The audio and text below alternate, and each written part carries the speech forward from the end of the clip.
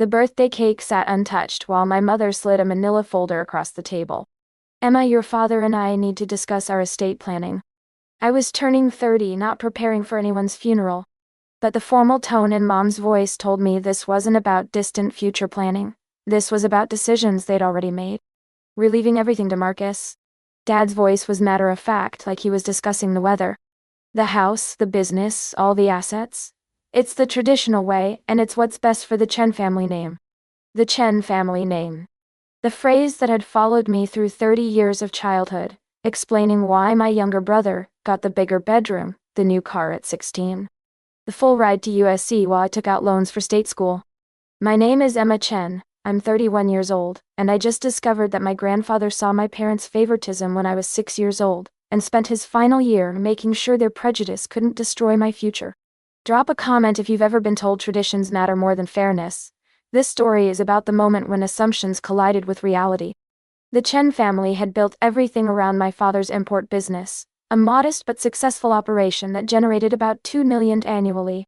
Dad had inherited it from my grandfather Thomas in 1998, and expanded it from regional to national distribution.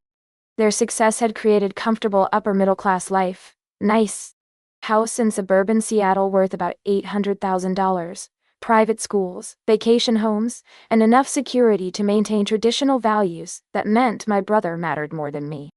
Marcus, 27, had been groomed since birth as the golden child. Best private schools. Expensive tutors when his grades slipped. A BMW for his 16th birthday while I rode the bus because public transportation builds character. My parents paid entire $240,000 USC education, tuition, apartment, study abroad programs in Hong Kong and Singapore that cost an extra of $40,000. When he graduated and joined Chen Import Solutions, they started him at $75,000 annually, and began systematically training him to take over. Meanwhile, I'd gotten partial scholarships to the University of Washington for architecture. Worked 20 hours weekly throughout college. Graduated with $45,000 in loans I'd been repaying for 9 years. Architecture is a nice hobby, Mom had said when I declared my major, but you'll probably just get married and focus on children anyway. We don't want to overinvest in education you won't fully utilize. Overinvest. As if educating their daughter was throwing money away. But I'd built a successful career despite them. Junior designer to project architect to senior architect, earning $95,000 plus profit sharing, that brought in another $23,000 last year. I'd also started a side business designing custom homes, generating another $40,000 annually. Total income, $158,000. More than Marcus made at the family business. But my parents viewed his salary as investment in his family legacy while mine was nice for someone in a creative field. When Marcus graduated business school, they threw an $8,000 party with extended family and business associates. When I finished my architecture degree, they took me to a decent restaurant and gave me an art supply gift card. When Marcus got promoted to operations manager 2 years ago, they threw another celebration and talked endlessly about his leadership qualities. When I won a regional design award featured in Seattle magazine, they said, "That's nice, Dad." And immediately pivoted to Marcus's latest achievement. The pattern was so consistent, I'd stopped sharing my successes with them. Hit that like button if you've watched your achievements get dismissed while a sibling got celebrated for less. You need to hear how this ends. Now, on my 30th birthday, they were making it official. "Everything goes to Marcus," Mom continued, pushing the folder closer. "We've already met with our attorney. The documents are signed. It's legally established. $2.40 million total. The $800,000 house. The $1.20 million business. Investment accounts worth $400,000. All of it going to Marcus because he had a penis, and I had a uterus. This isn't about not loving you," Dad added, using that tone people use when they're about to justify discrimination. "It's about preservation. Marcus will carry the Chen name forward. He'll run the business. He'll maintain the legacy. You'll marry someday and become part of another family." "What if I don't marry?" My voice was quiet, but steady. "What if I build my own legacy?" "Emma, you're being emotional." Mom dismissed me with practiced ease. "This is practical estate planning. We love you equally. But resources need to go where they'll benefit family continuity most. Where they'll benefit family continuity most." Like I was a bad investment. They spent 30 more minutes explaining their reasoning while I sat there detaching from the conversation. They'd decided. They'd signed documents. They'd established a legal plan that gave Marcus everything and me nothing. Not because I'd failed. Not because I'd disappointed them. Simply because I'd been born female. I left with the folder containing their estate plan summary and a letter explaining how this decision was best for everyone and how I'd always been independent and self-sufficient, so I didn't need inheritance like Marcus would. I drove back to my Capitol Hill apartment and filed that folder in a drawer with documents I needed to keep but never wanted to see again. Their decision hurt because it was formal legal declaration that my value was conditional and lesser. They had quantified our worth and found mine insufficient. But 6 months later, everything they thought they knew about Chen family wealth was about to explode. Comment wait if you sense something big is coming. Trust your instincts. The letter arrived in April. King County Probate Court. Formal legal language requesting my presence at a hearing. Scheduled for April 24th at 10 a.m. Re-estate of Thomas Chen, deceased 1998. Matter of trust distribution and beneficiary notification. Your presence is required for proceedings related to assets held in trust bearing your name as primary beneficiary. Thomas Chen. My grandfather. Dead when I was 6. I had vague memories of a kind man who gave me drawing supplies and called me the smart one. My parents had never mentioned trusts with my name on them. As far as I knew, Grandpa left everything to Dad, who used it to expand the business. I called the court clerk. Is this legitimate? Yes, Miss Chen Child. Judge Patricia Hoffman will preside. All parties named in the original trust documents must intend. Who are the other parties? That information will be disclosed during the hearing. Please arrive 15 minutes early. I didn't tell my parents. Some instinct said this information was meant for me specifically. Marcus called 2 days before the hearing. Did you get a weird letter about Grandpa's estate? Trust distribution? You got one too? Yeah, and Mom and Dad. They're freaking out. Dad says Grandpa's estate was settled 26 years ago. There shouldn't be outstanding legal matters. Are they attending? The judge's order requires it.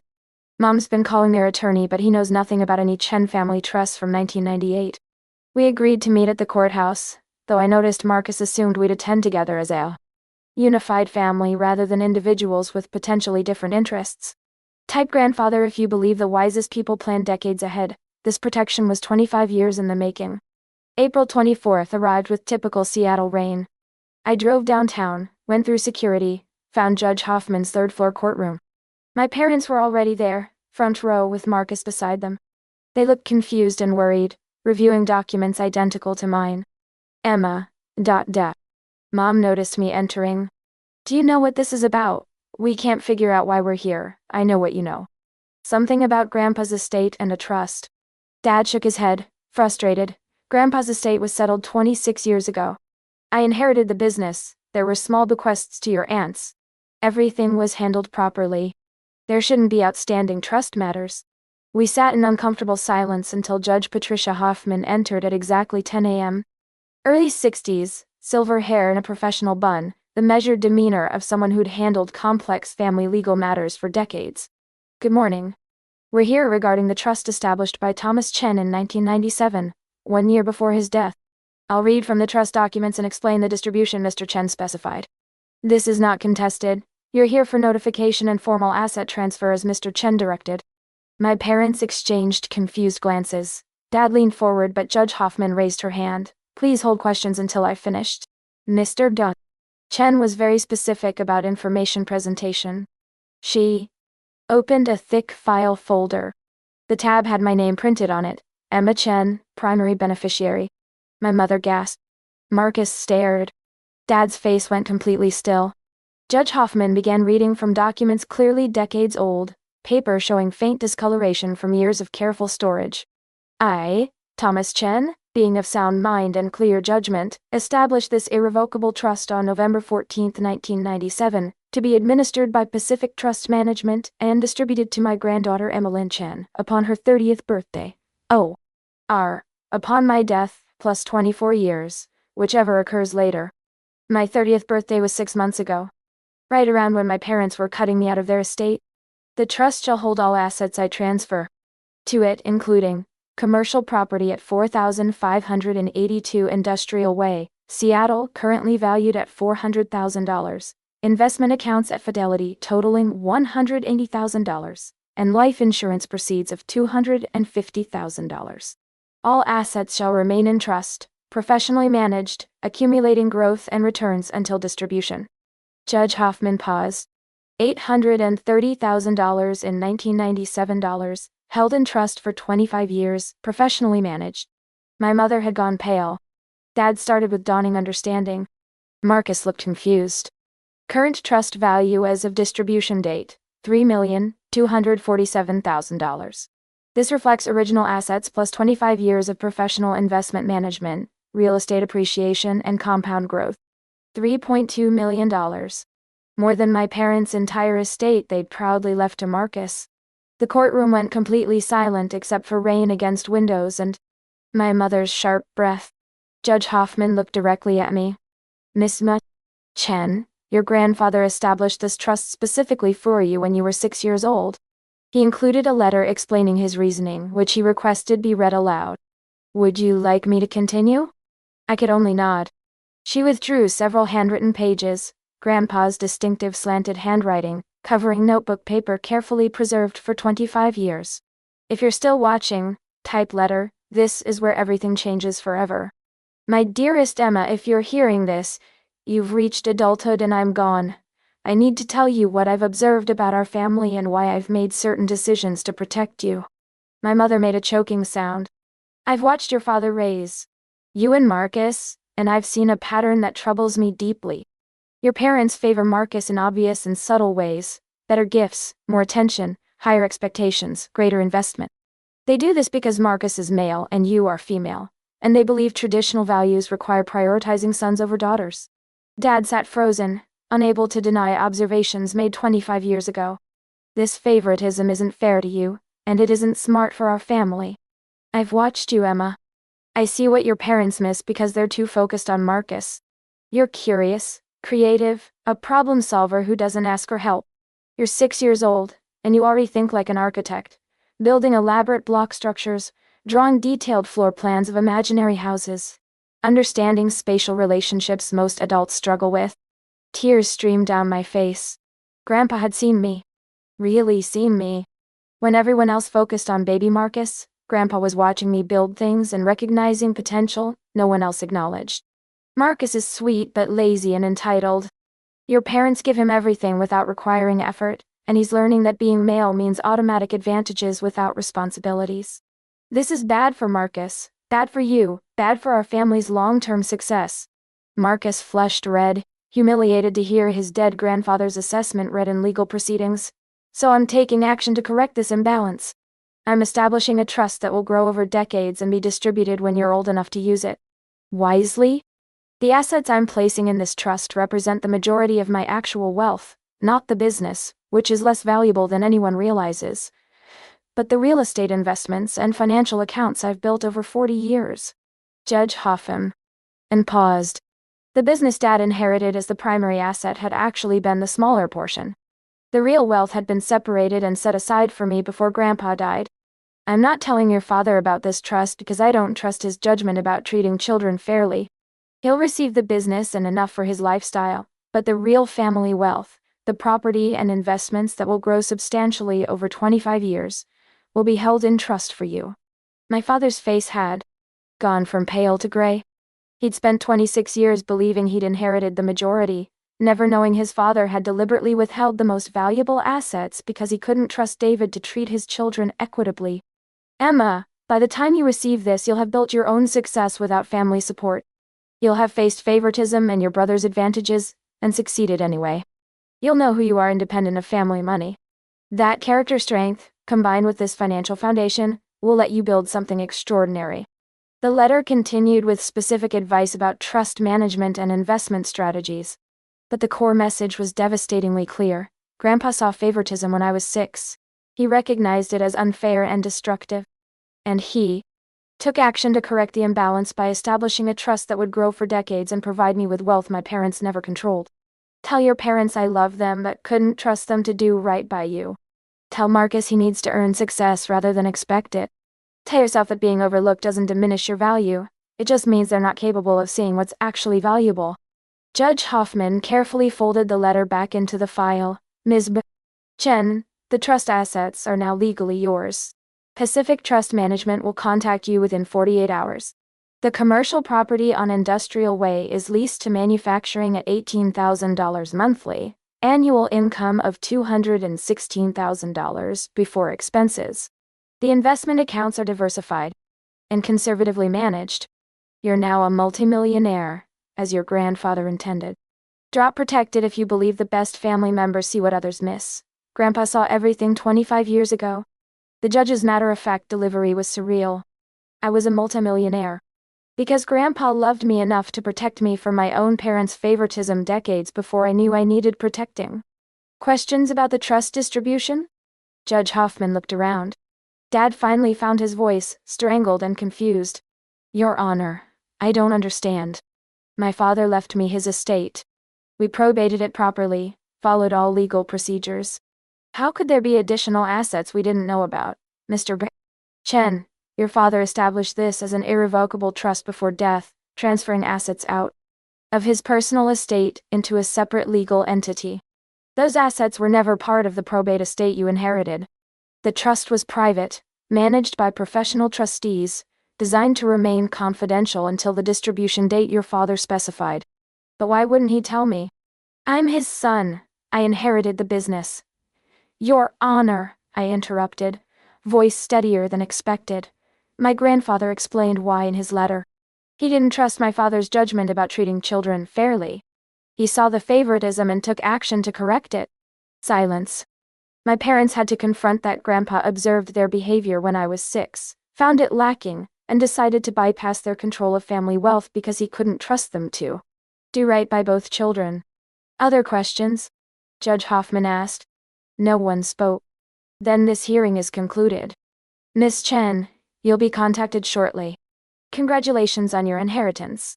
She gathered papers and left, leaving 4 Chen family members to process revelations that had completely rewritten our understanding of family wealth, family values, and who had actually controlled the family legacy for 25 years. My parents tried multiple times in following weeks to explain their estate planning decisions, but their explanations consistently revealed they still didn't understand what Grandpa's letter made explicit. Their favoritism had been obvious to him when I was 6, and it motivated him to bypass their control entirely. Emma, we never knew about that trust, Mom said during one painful call.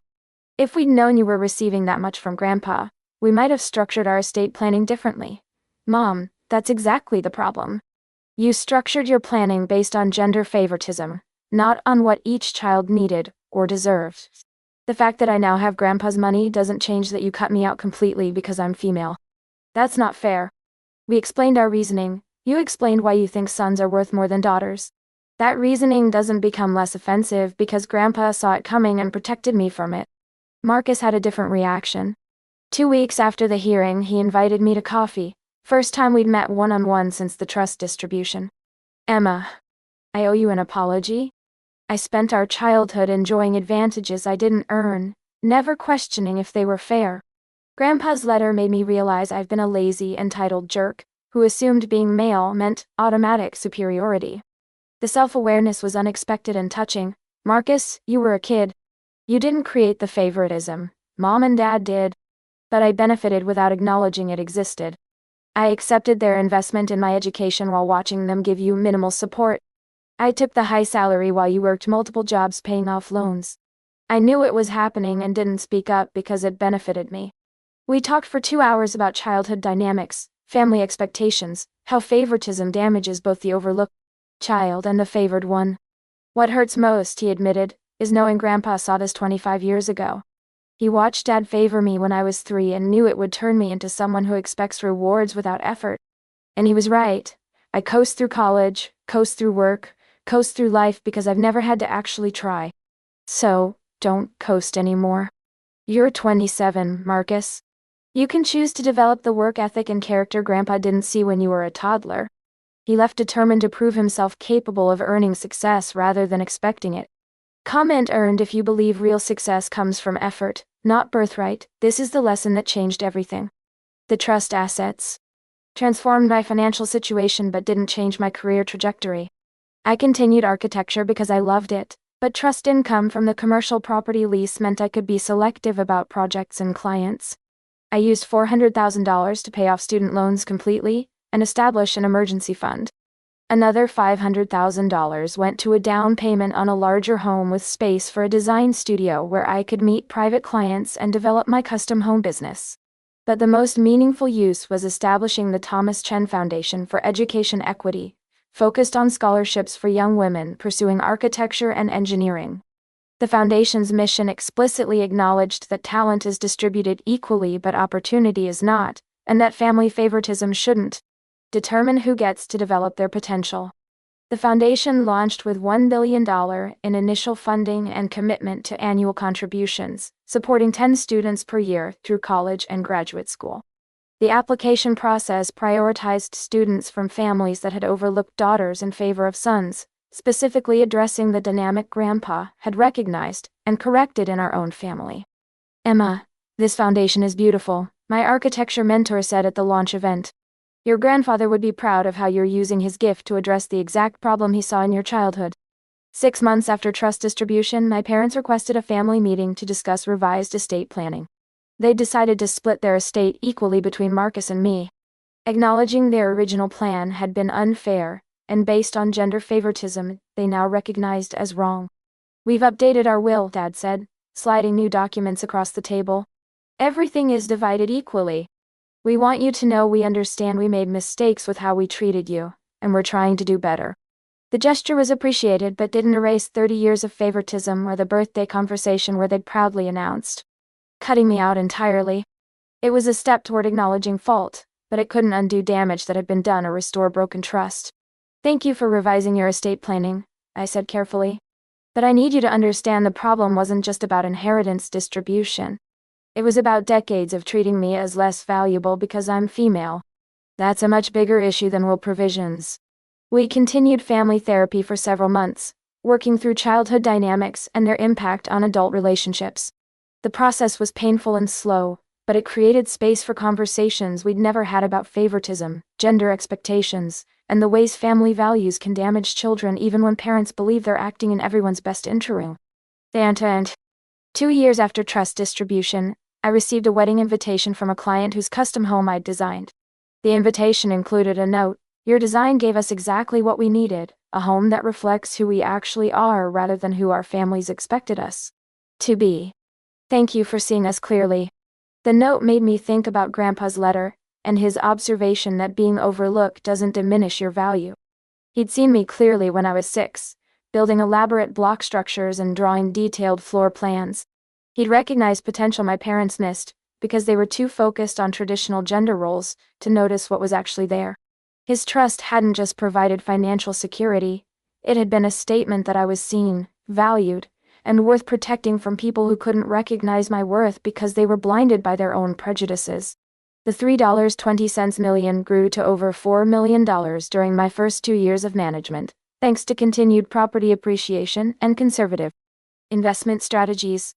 The commercial property lease increased to $21,000 monthly, providing annual income of $252,000 that supported both my lifestyle and the foundation's scholarship programs.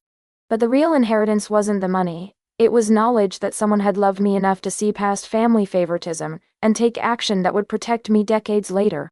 Grandpa had watched my parents overlook me in favor of my brother, recognized the injustice, and spent his final year establishing legal structures that would correct the imbalance after he was gone.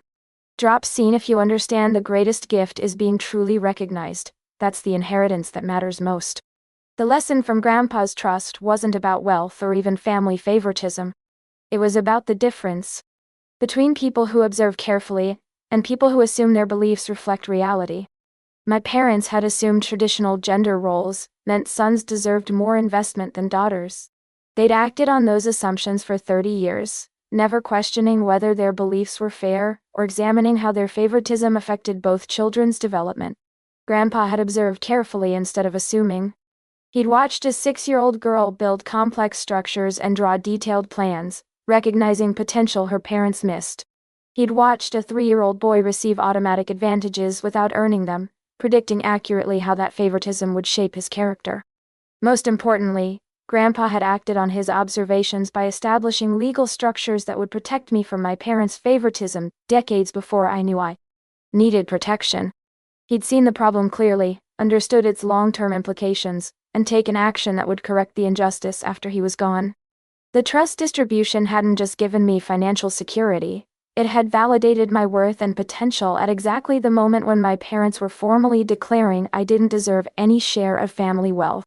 The timing was perfect, almost as if Grandpa had known I'd need that validation precisely when my parents were cutting me out of their estate. 3 years after the hearing, I'm a successful architect running a thriving custom home business, managing a multi-million-dollar trust portfolio, and supporting 10 students annually through the Thomas Chen Foundation. My relationship with my parents has improved gradually through continued therapy and their genuine efforts to acknowledge past mistakes. But the most meaningful outcome is knowing I was seen clearly by someone who loved me enough to protect me from people who couldn't see past their own prejudices. Grandpa's trust was love expressed through careful observation and action that extended decades beyond his death. Sometimes the people who observe quietly see more than the people who judge loudly. Sometimes being overlooked by some people just means they're not capable of recognizing what's valuable. And sometimes, the family member everyone underestimated was actually the most perceptive person in the room, planning protection that would matter decades after they were gone.